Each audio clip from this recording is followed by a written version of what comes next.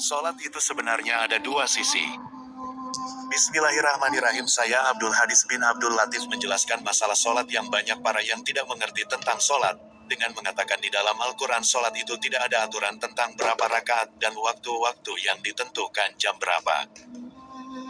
Maaf ya, saya akan menjelaskan tentang sholat terutama untuk orang-orang yang katanya oknum berpredikat kiai keluaran tidak jelas sifatnya, selalu merasa yang paling pintar tetapi merendahkan Al-Quran yang otomatis merendahkan perintah Allah Subhanahu wa Ta'ala yang diperintahkan kepada Nabi Muhammad Shallallahu Alaihi Wasallam. Sebenarnya Allah telah memberitahukan tata cara sholat, tetapi Nabi Muhammad Shallallahu Alaihi Wasallam langsung mempraktekkan dan diikuti oleh para sahabatnya.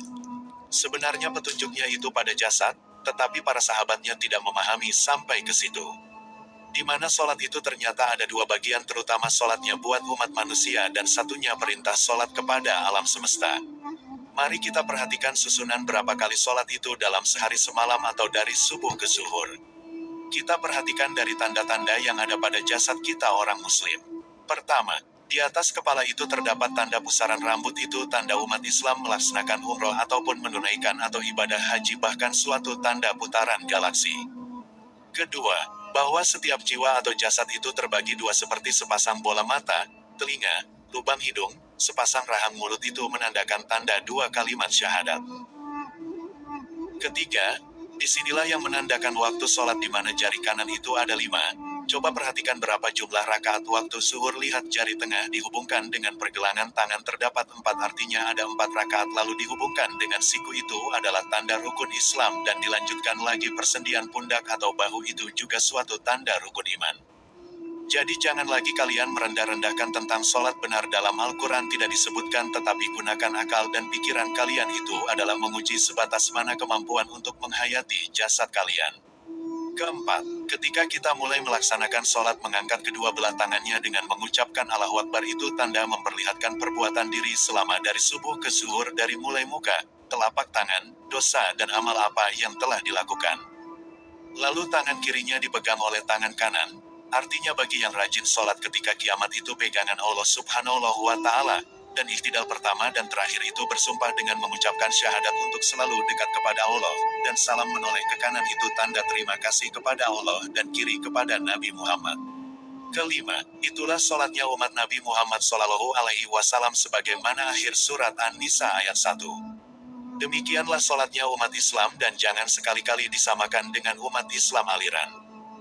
Keenam, ketika setelah berwudu dan berdiri menghadap kiblat, jangan lagi berpikir untuk mengharapkan kedatangan atau mendatangkan seolah-olah Allah sudah hadir baru mulai niat sholat. Mengapa saya Abdul Hadis bin Abdul Latif melarangnya? Takutnya yang lain yang hadir dalam hati yang ternyata iblis.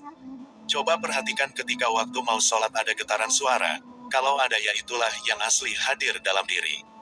Mengapa dilarang? Karena Allah Subhanahu wa Ta'ala itu tidak bisa dilihat oleh apapun, baik nurani ataupun dengan hayalan manusia. Allah Subhanahu wa Ta'ala itu letaknya di luar langit dan entah di mana sebenarnya. Cukuplah dengan keyakinan yang hakiki. Saya Abdul Hadis bin Abdul Latif terus terang tidak berani menghayati wujud Allah. Cukup yakin saja apa-apa yang dilihat oleh dua Rasulullah saja, karena Dajjal mengintai kita dari mulai di surga hingga ke alam ini yang pastinya dirahasiakan oleh kedua Rasulullah. Demikian kajian sholat bagi umat muslim. Sekarang kita kaji sholat daim. Sholat daim pun terbagi dua bagian. Pertama, sholat daimnya alam semesta. Kedua, sholat daim yang terdapat pada manusia.